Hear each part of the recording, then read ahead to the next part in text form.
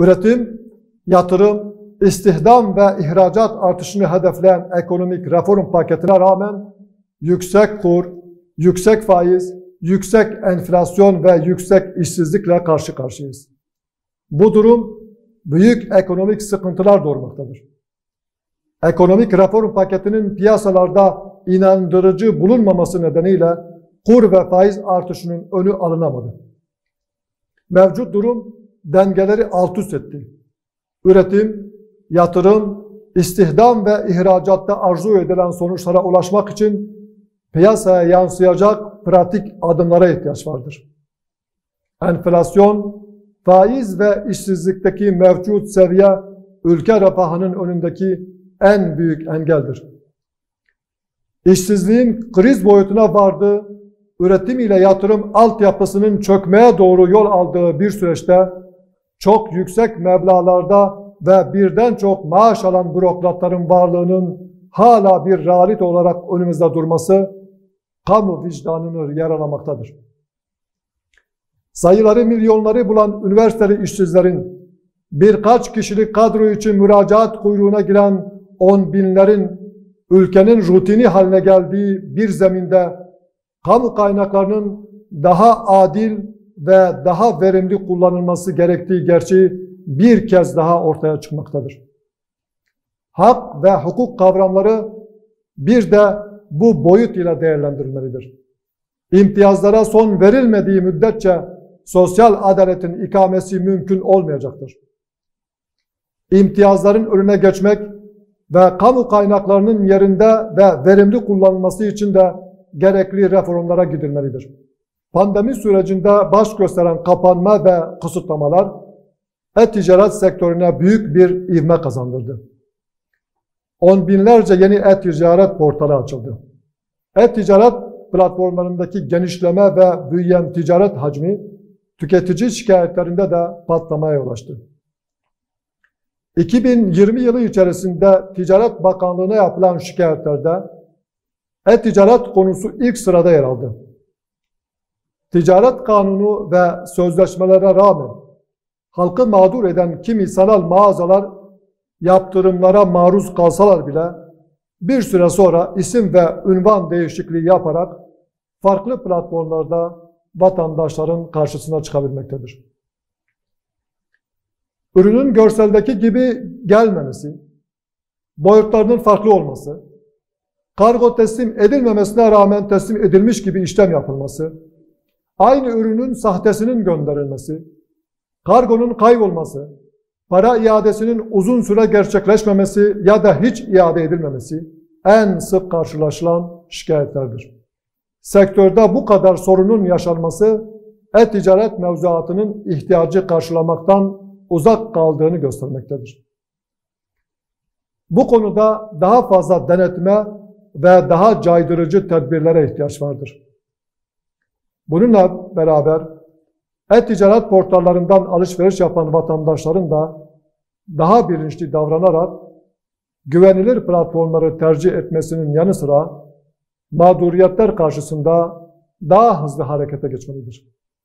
Güvenlik soruşturması ve arşiv araştırması ile ilgili kanun teklifi, kamuoyunun ve muhalefetin büyük tepkisi ve aleyhteki yargı kararlarına rağmen ısrarla Türkiye Büyük Millet Meclisi gündemine getirildi. Söz konusu düzenlemenin görüşülmesine ilişkin teklif reddedildiği halde meclis iş tüzüğündeki boşluklar zorlanarak teklifin yeniden oylanması kararı alındı.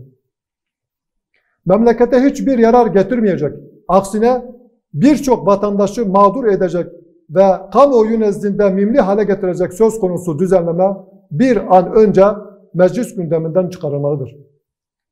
Hukuk reformu ile birlikte temel hak ve hürriyetler noktasında daha güçlü bir tavır beklenirken, vatandaşları sistem karşısında savunmasız bırakacak bu tür uygulamalar, başta cezaların şahsiliği ve masumiyet karinesi olmak üzere pek çok evrensel hukuk ilkesini de ihlal etmektedir. Bu anlamda söz konusu yanlıştan dönülmeli ve şahsın kendisi hakkında bir mahkumiyet kararı olmadığı sürece bu uygulamalara tabi tutulmasının önüne geçilmelidir. Vatandaşların soyut iddialar ve yakınlarının sabıkasıyla değerlendirilmeye tabi tutulması ancak ilkel toplumlarda görülebilecek uygulamalardır.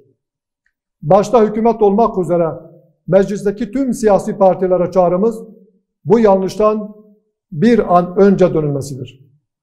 Geçtiğimiz günlerde bir siyasi parti liderinin Anayasa Mahkemesi'nin kapatılmasına yönelik sözleri, hukuk devleti ilkesinin varlığı ve sürdürülebilirliği açısından endişeye neden olmuştur.